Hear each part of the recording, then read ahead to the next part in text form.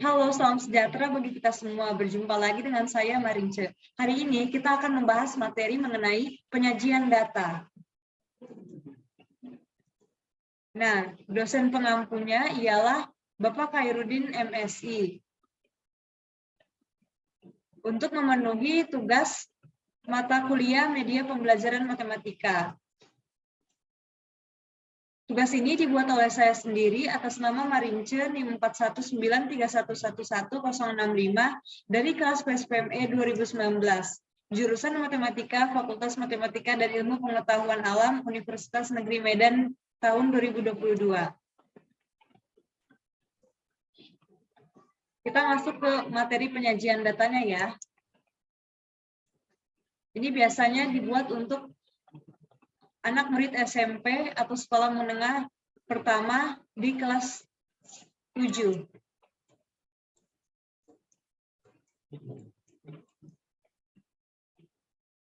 Mengenal apa itu penyajian data. Penyajian data adalah salah satu kegiatan dalam pembuatan laporan hasil penelitian yang telah dilakukan, agar data yang telah dikumpulkan dapat dipahami dan dianalisis sesuai dengan tujuan yang diinginkan. Diagram lambang atau piktogram. Klik untuk memulai.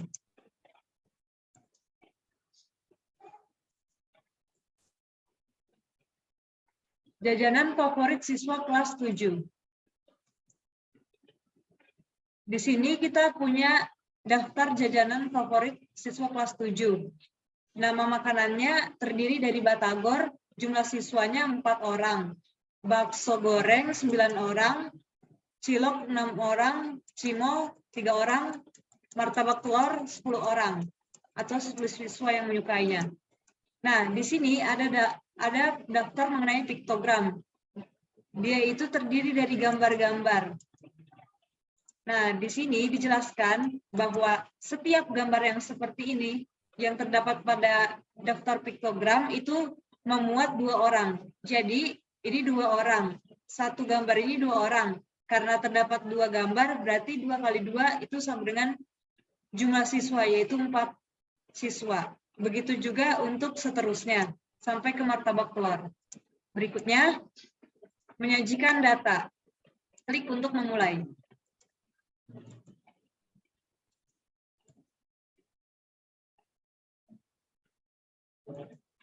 Menyajikan data. Data merupakan informasi hasil dari penelitian. Ada 2 bentuk penyajian, yaitu tabel dan diagram. Ingin tahu mengenai tabel dan diagram itu? Jika iya, kita memilih iya. Selanjutnya, cara menyajikan data. Tadi yang pertama ada tabel baris dan kolom. Itu merupakan tabel yang hanya memiliki 1 kategori saja. Ini contohnya. Jadi tabel ini kan hanya terdiri antara baris dan kolom ya. Yang kedua, jenis tabel kontingensi. Tabel ini memiliki lebih dari 1 kategori. Dan berikut adalah contohnya. Lebih dari 1 kategori itu kita misalkan sebagai laki-laki dan perempuan. Itu yang terdiri dari lebih dari 1 kategori. Kemudian yang ketiga ada tabel distribusi frekuensi. Tabel ini tabel kelompok dalam suatu interval. Jadi kelompok itu maksudnya yang misalnya tinggi badan siswa itu dikelompokkan dari 150 cm sampai ke 155 cm. Nah, frekuensinya itu ada sebanyak 12 orang. Dan begitu pula seterusnya. Menyajikan data dalam bentuk tabel. Berikut merupakan data nilai ulangan matematika kelas 7A. Terdiri dari 8, 5, 8, 7, 8, 9, 7, 5, 9, 7, 6, 8, 6, 6, 7. Nah, nilai yang sama kita harus kelompokkan ke dalam tabel. Di sini kan terdapat, di sini disebutkan nilai 5 itu ada 1, 2. Ada 2, jadi frekuensinya kita buat 2. Turusnya itu seperti lambang L ya, jadi kita buat turusnya itu sebanyak 2. Kemudian yang 6, nilai 6. Nilai 6 di sini ada sebanyak 1, 2, 3. Jadi kita tuliskan di sini turusnya sebanyak 3. Lambang turusnya sebanyak 3 dan frekuensinya 3, sesuai dengan angka yang dimiliki oleh data nilai tersebut. Demikian seterusnya untuk nilai yang 7 itu ada 1, 2, 3, 4. Maka turusnya dibuat 4 jumlahnya dan frekuensinya dimasukkan 4. Untuk nilai 8 itu terdiri dari 1, 2, 3, 4. Frekuensinya ada 4 dan turusnya kita buat lambangnya 4.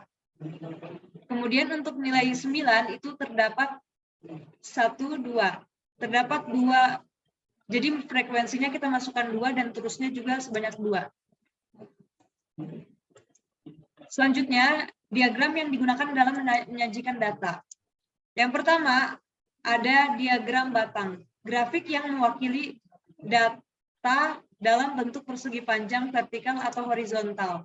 Contohnya seperti ini. Jadi,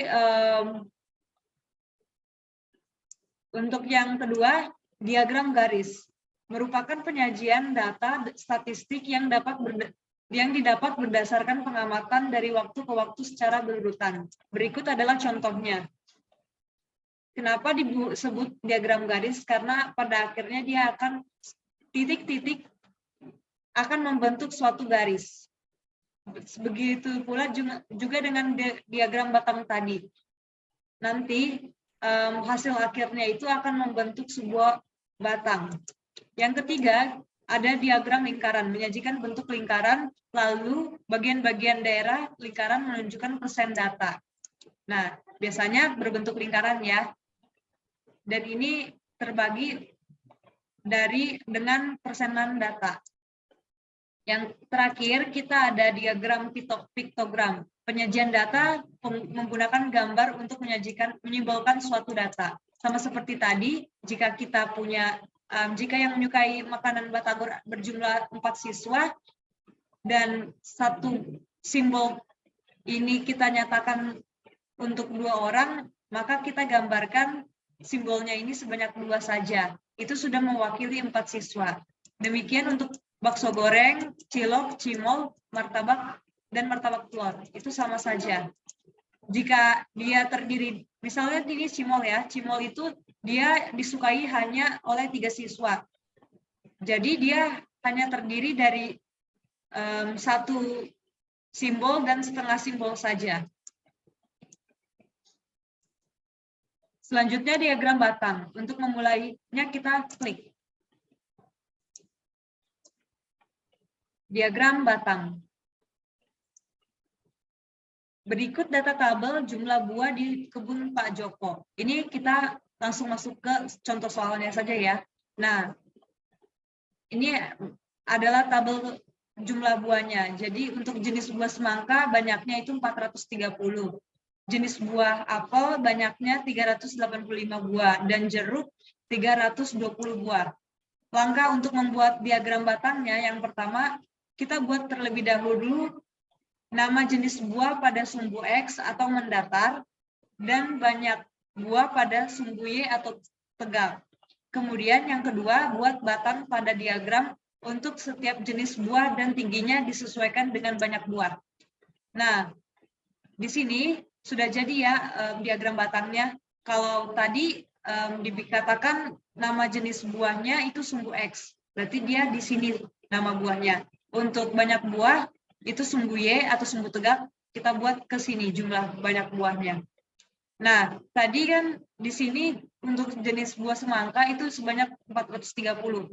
Makanya dia diagram batangnya berhenti di sini, yaitu sebanyak 430. Demikian juga dengan apel 385 dan jeruk 320. Jadi kesimpulannya, Buah terbanyak adalah semangka dan buah terdikit adalah jeruk. Selanjutnya diagram garis. Klik untuk memulai. Diagram garis.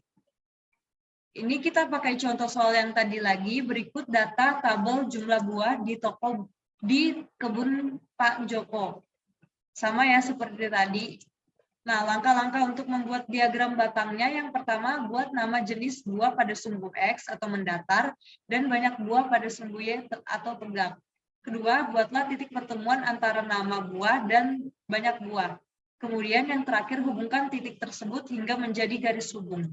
Nah, gambarnya seperti ini. Misalnya tadi ya, untuk semangka, dia di sini, di sumbu X, jumlahnya sebanyak 430. Kita buat di sini titik. Terus yang apel kita buat titiknya di sini sebanyak 385, terus jeruknya yang sebanyak 320 kita buat di sini titiknya. Nanti terakhir kita hubungkan titik-titik tersebut hingga menjadi sebuah garis. Itulah yang dinamakan diagram garis. Kesimpulannya, buah terbanyak dipanen adalah semangka. Selanjutnya, diagram lingkaran. Klik untuk memulai. Untuk diagram lingkaran, sama juga seperti tadi, kita mempunyai tabel data tabel untuk jumlah buah di kebun Pak Joko. Cara membuat diagram lingkarannya, itu yang pertama hitung dulu jumlah keseluruhan buah. Kemudian tentukan persentase dari setiap buah. Yang ketiga, buat diagram lingkaran terbagi menjadi beberapa bagian. Yang terakhir, membuat nilai persentase pada setiap bagian. Nah, untuk nilai persentasenya, yang semangka itu kan 430 dibagi 1135. 1135 ini kita dapat dari penjumlahan seluruh buah. Kemudian dikali 100% sama dengan 38%. Demikian juga untuk apel dan jeruk. Jadi, untuk rumus persentasenya adalah banyak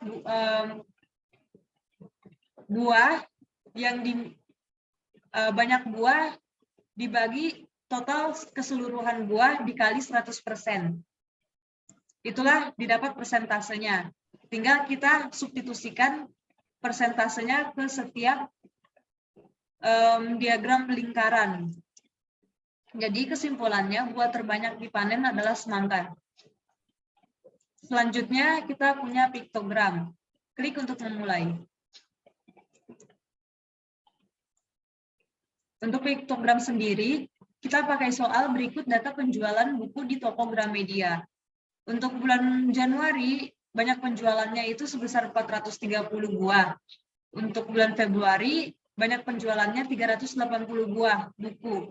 Dan untuk bulan Maret, itu banyak penjualannya 320 buah. Nah, di sini kita lambangkan untuk kotak berwarna hijau ini untuk mewakili angka ratusan ya, dan kotak yang berwarna merah ini untuk mewakili angka puluhan, maksudnya puluhan ini ya, puluhan bukan ratusan. Nah, kita masukkan ke tabelnya. Untuk bulan Januari kita punya 4 gambar kotak hijau dan 3 gambar kotak merah. Nah, karena tadi di sini sudah dijelaskan untuk hijau mewakili ratusan dan merah mewakili puluhan, jadi ini 4. Kita jumlahkan jadi 400 dan yang merahnya ini dalam bentuk puluhan sebanyak 3, jadi dia akhirnya sebanyak 30. Jadi totalnya itu 430. Demikian juga dengan penjumlahan di bulan Februari. Kita tinggal jumlahkan saja. Untuk yang hijau ada sebanyak 3, berarti 300. Untuk yang merah itu ada sebanyak 8 buah, berarti itu nilainya 80. 300 ditambah 80 sama dengan 380 penjualan. Untuk Maret, yang hijaunya ada 3, jadi itu 300, dan yang merahnya ini ada 2, berarti dia itu 20. 300 tambah 20, 320. Sama ya, seperti data penjualan buku yang telah kita ketahui sebagai soal. Kemudian Terakhir, terima kasih kepada teman-teman yang telah menonton video.